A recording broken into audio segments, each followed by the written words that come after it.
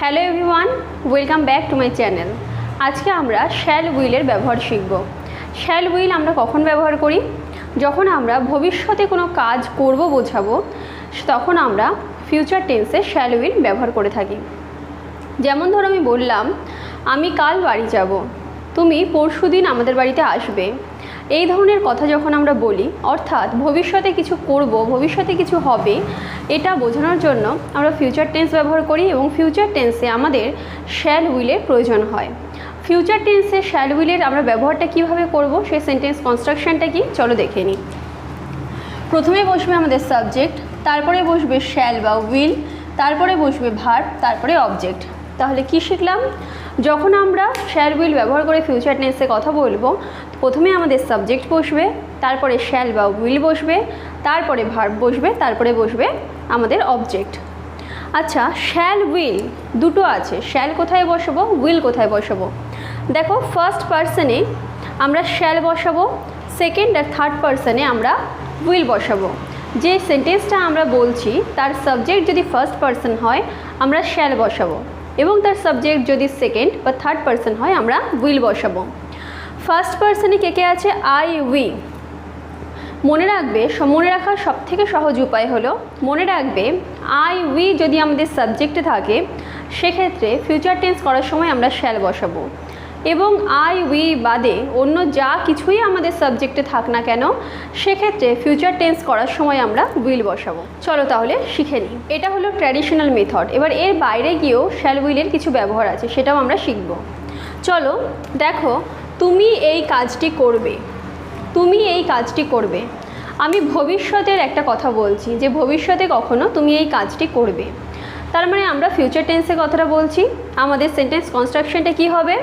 প্রথমে আমাদের সাবজেক্ট আসবে। দেখো এখানে প্রথমে সাবজেক্ট, তাহলে প্রথমে আমাদের সাবজেক্ট আসবে ইউ, তারপরে শ্যাল বা উইল বসবে। আমার সাবজেক্ট হচ্ছে ইউ, তাহলে আমি শ্যাল নেব না উইল নেব? আমি রুলটা কি বলেছিলাম যে আমার সাবজেক্ট যদি আই বা উই থাকে আমি শ্যাল নেব, আর বাদ বাকি যাই থাকুক আমার সাবজেক্টের পরে উইল বসবে।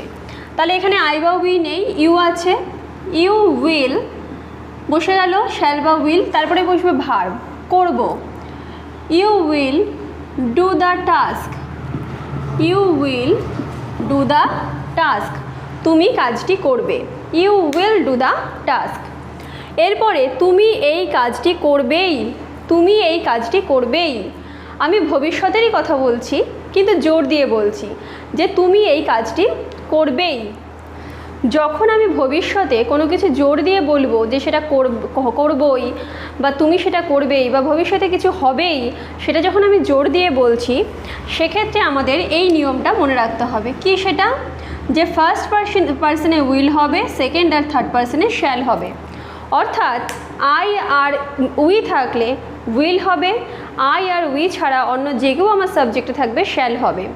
আমার দুটো নিয়ম মনে রাখতে হবে যে ফিউচার টেন্স যখন আমি করব তখন আমার সাবজেক্টে যদি আই বা উই থাকে আমি আই বা উইর পরে শ্যাল বসাবো, এবং এটা ছাড়া আমার সাবজেক্টে আর যেই থাকুক না কেন সেন্টেন্সের সাবজেক্টে আমি তারপরে উইল বসাবো। কিন্তু ভবিষ্যতে কোনো একটা কাজ হবেই, খুব জোর দিয়ে বলা হচ্ছে, বা কোনো কারো সেই কাজটা করতেই হবে, কোনো বাধ্যবাধকতা আছে, সেক্ষেত্রে আই বা উইর পরে বসবে উইল, এবং বাদবাকি যাই সাবজেক্টে থাকুক বসবে শ্যাল। এবার দেখো, তুমি এই কাজটি করবেই, ভবিষ্যতে খুব করবেই সে, জোর দিয়ে বলা হচ্ছে। তাহলে কি হবে? প্রথমে আমার সাবজেক্ট আসলো, ইউ বসে গেল। এবার আমি বলেছিলাম যে ভবিষ্যতে যখন কোনো কাজ জোর দিয়ে করা হবেই সেক্ষেত্রে আই বা উই থাকলে উইল, বাদ বাকি যদি অন্য কিছু তোমার সাবজেক্ট থাকে তাহলে শ্যাল। এখানে দেখো ইউ আছে, আমার আই বা উই তো সাবজেক্টে নেই, ইউ আছে, তাহলে আমি কি বসাবো? You shall do the task, you shall do the task, তুমি এই কাজটি করবেই।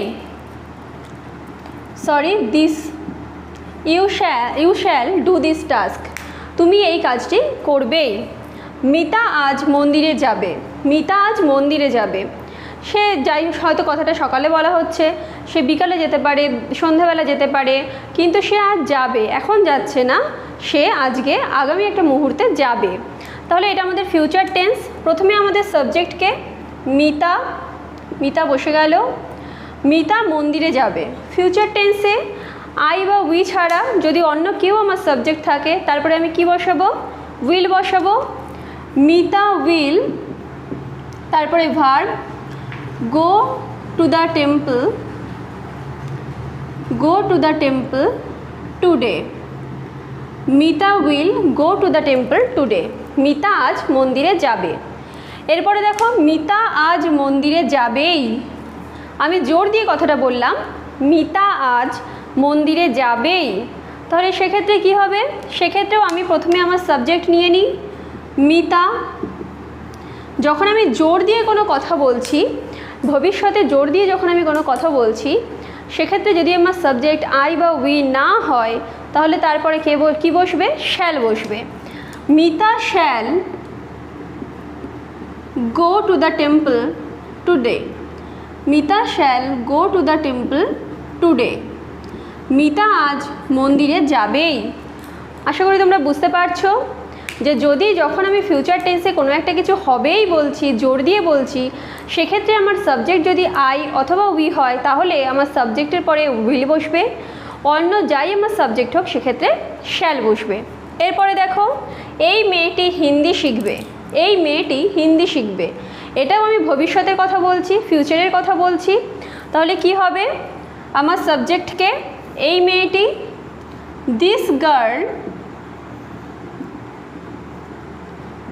Will learn Hindi. This girl will learn Hindi. এই কথাটা আমি নর্মালি বললাম, এই মেয়েটি হিন্দি শিখবে। আমি নর্মালি ফিউচার টেন্সের কথা বললাম যে মেয়েটি ভবিষ্যতে হিন্দি শিখবে। তাহলে আমার সাবজেক্ট এসে গেল, তারপরে আমার শ্যাল বা উইল বসবে।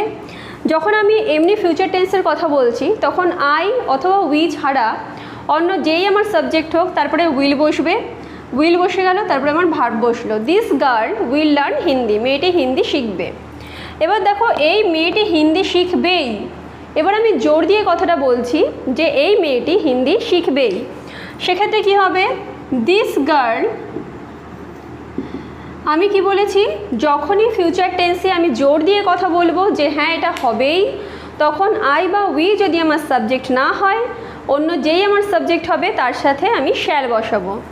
This girl shall learn Hindi. Learn Hindi. এই মেয়েটি হিন্দি শিখবেই। This girl shall learn Hindi. এই মেয়েটি হিন্দি শিখবেই। আমার ভাই পুরস্কার পাবে। আমার ভাই পুরস্কার পাবে। আমি ভবিষ্যতের একটা কথা বলছি যে আমার ভাই পুরস্কার পাবে। কি হবে? আমার সাবজেক্টকে আমার ভাই, মাই ব্রাদার, সাবজেক্টের পরে আমার ফিউচার টেন্সে শ্যাল বা উইল বসাতে হবে। আমার সাবজেক্ট কি আই বা উই আছে? নেই। তাহলে আমি কি বসাবো? My brother will get a prize. My brother will get a prize. আমার ভাই একটি পুরস্কার পাবে। আমি যখন এমনি ফিউচার টেন্সের কথা বলছি, এমনি এটা ভবিষ্যতে কোনো কিছু হওয়ার কথা বলছি, তখন সাবজেক্টে যদি আই বা উই থাকে তাহলে আমি কি বসাবো? শ্যাল বসাবো। কিন্তু সাবজেক্টে যদি আই বা উই ছাড়া অন্য যাই কিছু থাকুক আমি তারপরে উইল বসাবো। এরপরে দেখো আমার ভাই পুরস্কার পাবেই। এখানে খুব জোর দিয়ে কথাটা বলা হয়েছে যে আমার ভাই পুরস্কার পাবেই। এখানে অবশ্যই কথাটা যুক্ত করা হয়েছে যে পাবেই, হবেই কাজটা। তাহলে সেক্ষেত্রে কি হবে? সেক্ষেত্রে মাই ব্রাদার, সেক্ষেত্রে নিয়মটা ঠিক উল্টো। আই বা উই যদি না থাকে সাবজেক্টে তাহলে আমি তারপরে শ্যাল বসাবো। My brother shall get a prize. My brother shall get a prize. আমার ভাই একটি পুরস্কার পাবেই। চলো তাহলে এরকম আরও কিছু সেন্টেন্স দিয়ে এই জিনিসটা আরও ভালোভাবে বুঝে নিই। দেখো তোমাদের বোঝার সুবিধার জন্য এখানে আমি আরও কিছু সেন্টেন্স লিখে রেখেছি। প্রথমটা কি আছে? বাবা আজ ফল আনবে। বাবা আজ ফল আনবে। এখানে আমি ভবিষ্যতের একটা কথা বলছি যে বাবা আজ কোনো একটা সময় ফল আনবে। তাহলে আমি এখানে কি ব্যবহার করতে হবে? আমার সাবজেক্টের পরে শ্যাল বা উইল। আমার সাবজেক্টকে, এখানে আমার সাবজেক্ট বাবা, ফাদার। এবার বাবার পরে আমি শ্যাল বসাবো না উইল বসাবো?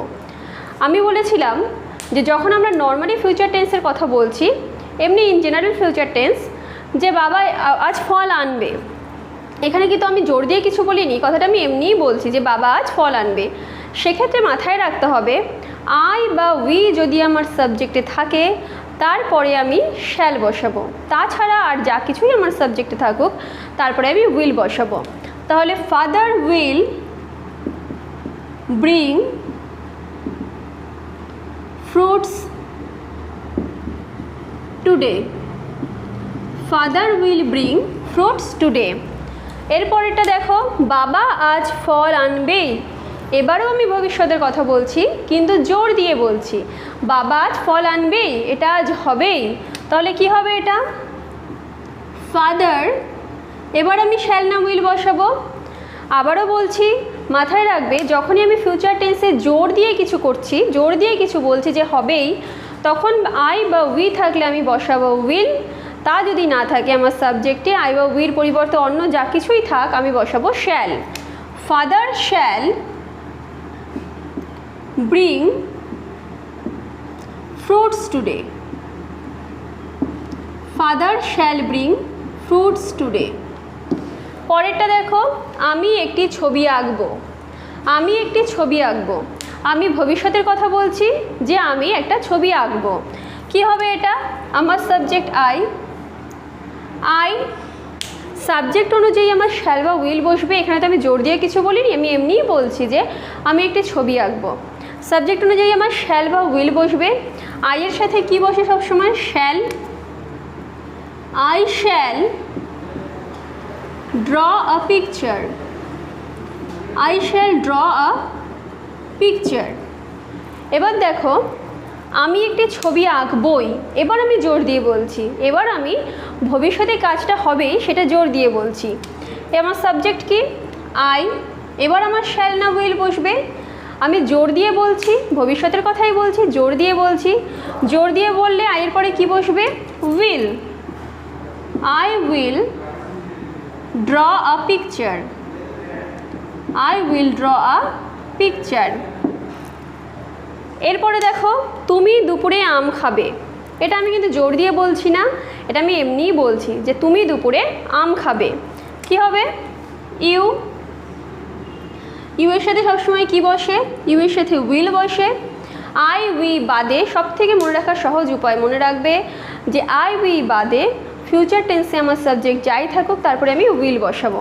আমার সাবজেক্ট ইউ আছে, ইউ উইল, ভার্ব কি আছে? খাবে। You will eat a mango at noon, তুমি দুপুরে আম খাবে। You will eat a mango at noon. এবার বললাম তুমি দুপুরে আম খাবেই, এইবার আমি ভবিষ্যতের কথাটা বলছি এবং জোর দিয়ে বলছি। তাহলে কি হবে? ইউ, আমার উইল বসেছিল প্রথমে, কিন্তু আমি যেহেতু জোর দিয়ে বলছি সেক্ষেত্রে কি বসবে? আই উই ছাড়া সব কিছুর পরেই শ্যাল বসবে।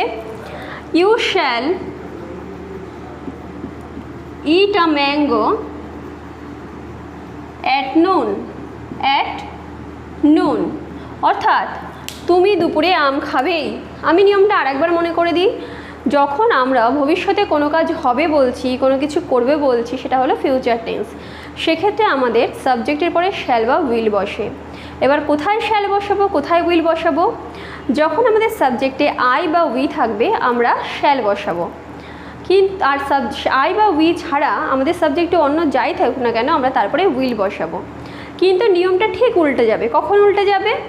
যখন আমরা ভবিষ্যতে কোনো কাজ করব বলছি কিন্তু সেটা জোর দিয়ে করব বলছি, অথবা কোনো কিছু হবে বলছি ভবিষ্যতে কিন্তু সেটা হবেই জোর দিয়ে বলছি, সেক্ষেত্রে আমাদের আই বা উই যদি সাবজেক্ট হয় তারপরে বসবে উইল, আর আই বা উই ছাড়া অন্য যাই আমাদের সাবজেক্ট হোক তারপরে বসবে শ্যাল। আশা করি আমি যেটা শেখালাম এই ভিডিওটার মাধ্যমে তোমরা সেটা শিখতে পেরেছো। যদি তোমাদের ভিডিওটা ভালো লেগে থাকে তাহলে ভিডিওটা লাইক করো। তোমরা আর কি গ্রামারের কোন কোন পোর্শন শিখতে চাও, কোন কোন পোর্শনের কনফিউশন দূর করতে চাও আমাকে কমেন্ট সেকশনে জানাও। আমার চ্যানেলটা ভালো লাগলে সাবস্ক্রাইব করো এবং শেয়ার করো। Thank you.